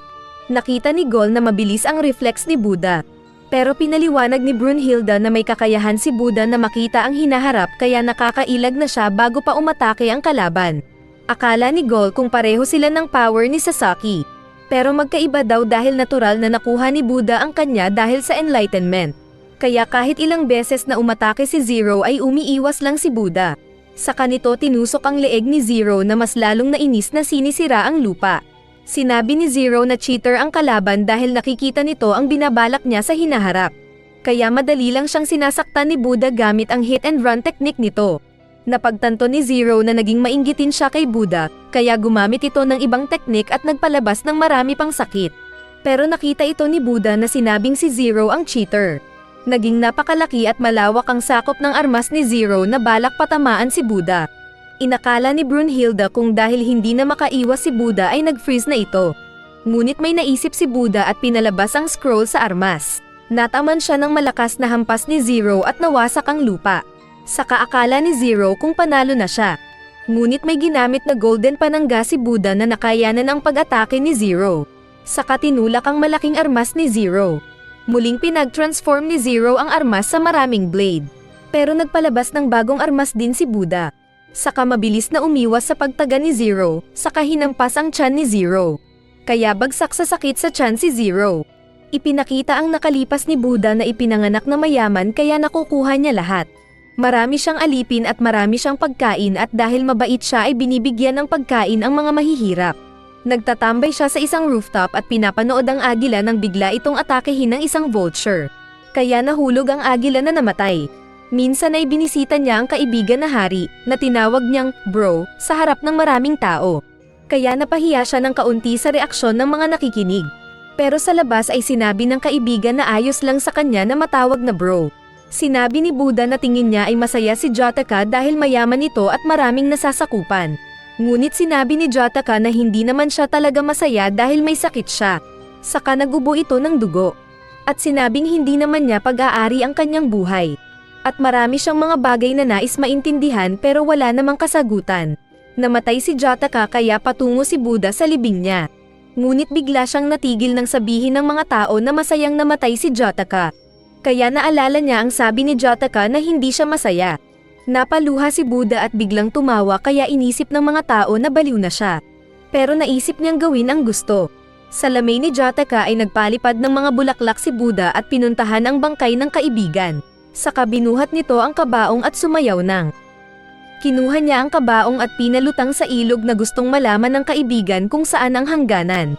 Iniwan ni Buddha ang lahat ng yaman at naglakad hanggang marating ang kampo ng mga monk na nagfa-fasting. Saka pinakain ng isang nagugutom kaya sinaway siya ng leader, pero wala siyang pake. Pinuntahan din niya ang isang ritual ng pag-aalay ng batang babae at niligtas ito. Kaya matigas daw talaga ang ulo ni Buddha na hindi nakikinig. Patuloy ang laban nila ni Zero na galit pa rin sa kamuling pinag-transform ang armas nito sa malaking blade.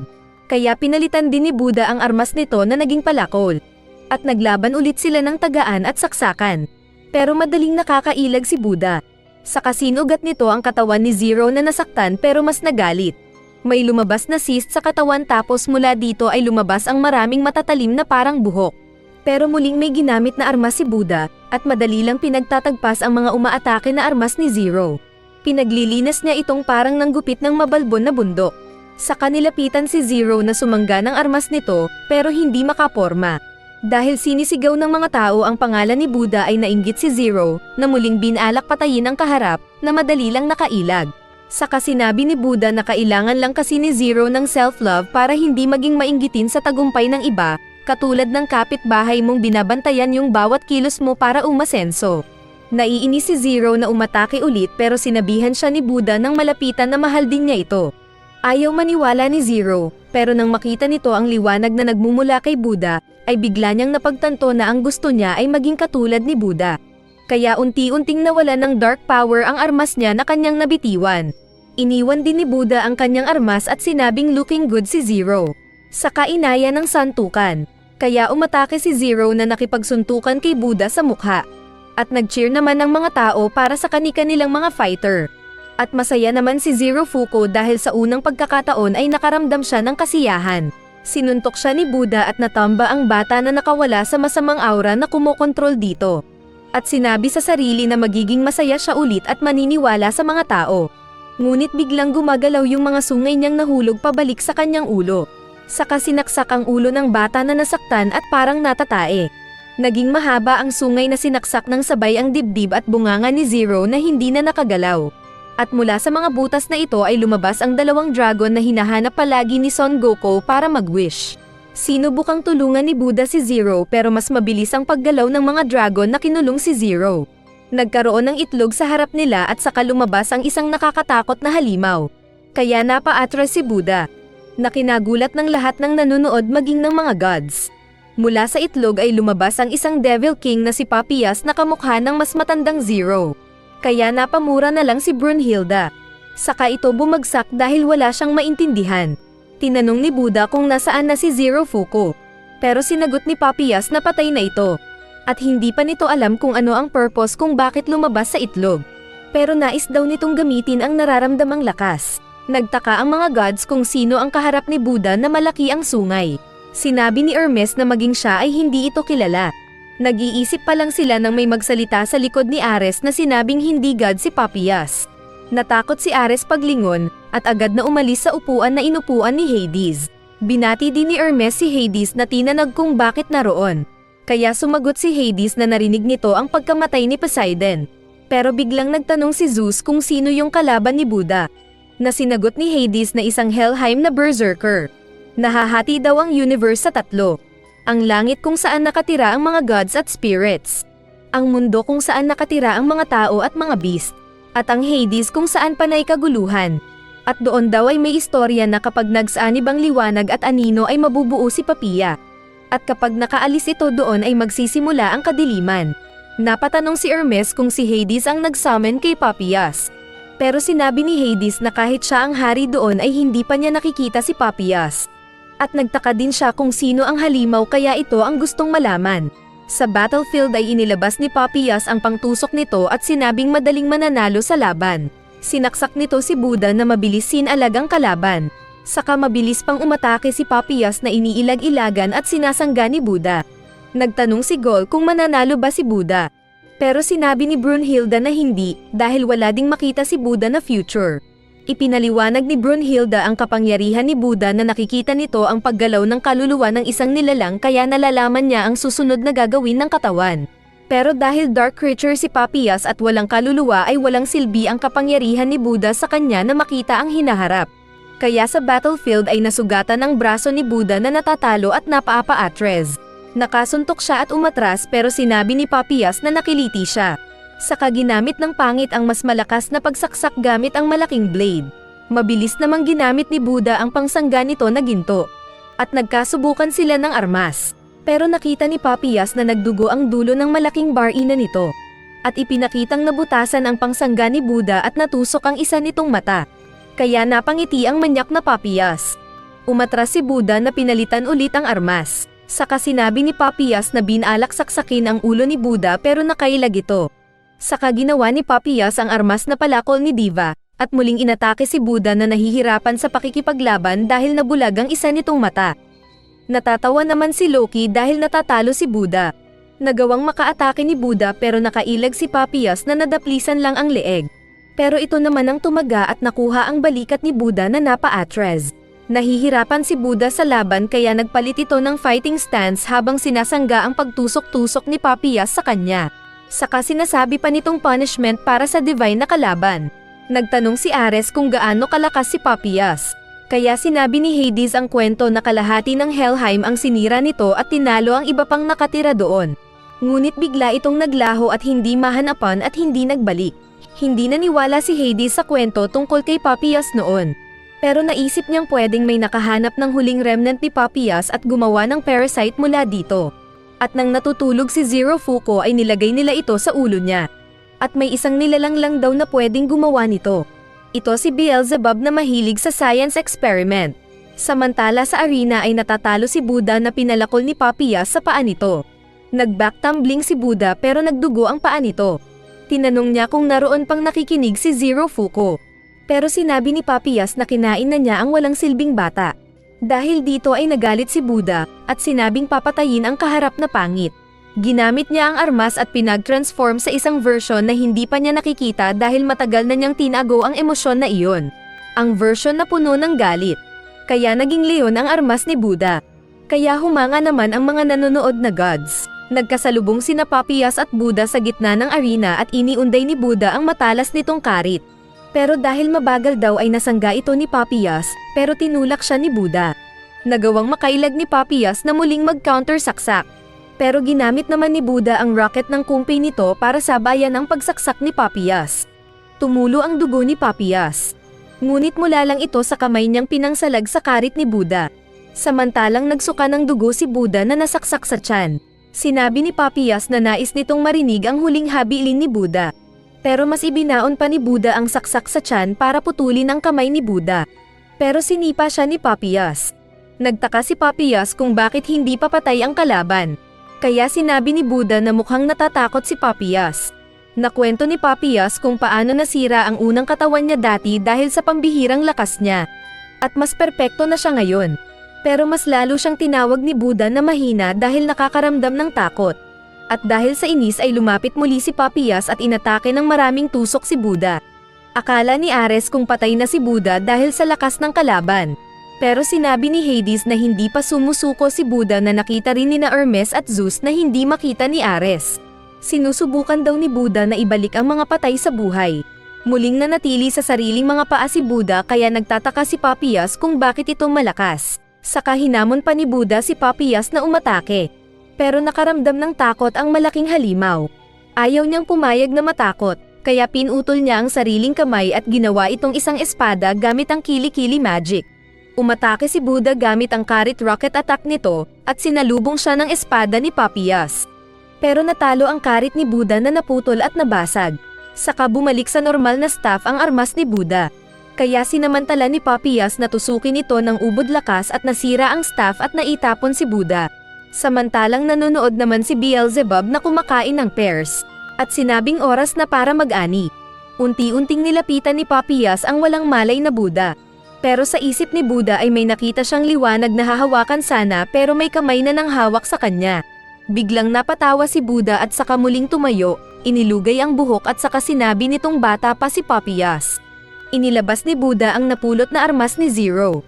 At inactivate ang nagbagong armas na hindi na kumukuha ng power sa dilim, kundi ay mula sa enlightenment ni Buddha. Isa itong malaking espada na representation ng 7 gods na Zero Fuko. Naging matapang si Buddha na inatake si Papias na hindi pa rin alam ang nararamdaman. Sabay cheer ng mga tao na nanonood. Samantala ay napapatanong si Papias kung bakit hindi niya matalo-talo si Buddha na nakangiti pa. 2 hampas ng espada ni Buddha at nasugat si Papias. Ngunit sinabi ng mga nanonood na human swordsman na nasa disadvantage pa rin si Buddha dahil sa mga sugat sa katawan. At bigla nga siyang natigil sa pag-atake dahil sa sugat, kaya siya muling tinaga ni Papias ng malakas. Nakasangga siya pero napuwersa ang kanyang sugat na nauka. Ngunit nakagawa siya ng paraan at masugatan ang dibdib ni Papias. Sinabi naman ng nanonood na Zeus na kahit ganun ay disadvantage pa rin si Buddha. Ngunit nagsalita si Hades na hindi na kailangan ni Buddha na gumamit ng lakas kapag pwede naman siyang umiwas. At nagagawa nga ni Buddha na makita ang mga susunod na galaw ni Papias. At dahil dito ay nakakailag na siya. Naisip ni Brunhilde na nagkaroon na kasi ng emosyon si Papias dahil sa nararamdaman na takot. Nagpatuloy lang sa pag-atake si Papias ngunit nagpatuloy din sa pag-ilag si Buddha. Pero walang ano-ano ay natsambahan ni Papias na mahati ang katawan ni Buddha. Kaya inakala niyang panalo na siya at kinagulat ng mga nanonood. Ngunit biglang naglaho ang katawan ni Buddha na muling lumitaw sa likod ni Papias. At nag-concentrate ito sa paghawak sa espada at pakikipag-isa ng isip kay Zero Fuko. At buong lakas nilang inislash ang pangit na Papias. Nagtataka pa itong natalo sa kanagregla at naging per kilo na karne ng pangit. Kaya nagsaya sina Brunhilde at ng mga nagulat na tao na nag-cheer para kay Buddha. Namamatay na nga si Papias ay binalak pa nitong mabarena ang ulo ni Buddha. Pero bigla din siyang nabasag at naglaho na. Nakita ni Buddha ang tumatakbo na Zero Fuko na kanyang tinawag. Lumingon ang multo nito at masayang ngumiti at nag-like para sa video na ito. Kaya like mo na rin yan. Saka pinuntahan niya ang mga kasama at umakyat na sila sa alapaap. Kaya naiyak na nangiti si Buddha na sinabing magkikita ulit sila ni Zero. At opisyal na nanalo si Buddha na mas pinagsaya ng mga tao. Saka din nagbalik sa dating itsura ang armas ni Zero Fuko. Sa likod ng stage ay sinalubong ni na Brunhilde at Gol ang napangiti na Buddha, pero bigla itong natamba kaya mabilis din nilang inilagay sa emergency. Ngunit sinabi nito kay Brunhilde na maniningil na siya ng masarap.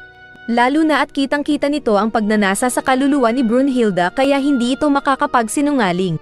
Samantala ay pinuntahan ni Odin si Beelzebub na sinusunog ang experiment paper nitong nag-failed. Sinabi ni Odin na huwag siyang pakialaman ni Beelzebub saka ipinaramdam ang aura ng kapangyarihan nito. Kaya pumayag naman si Beelzebub. Muling naging muscle man si Zeus na sinira ang kinatatayuan at sinabing mananalo sila sa next fight. Kaya sinabi ni Hades na sa kanya ang susunod na laban para ipaghiganti si Poseidon. Saka tinanggal ang takip ng mata at sinira. Natakot si Gol nang makita ang kasunod na kalabang god na Hades. Kaya pinili naman ni Brunhilde ang kilala nitong hari din ang title na si Hau. At pinakita si Hau na balot ng towel ang mata na sinira pa ang pader. At natapos ang series. Abangan ang kasunod.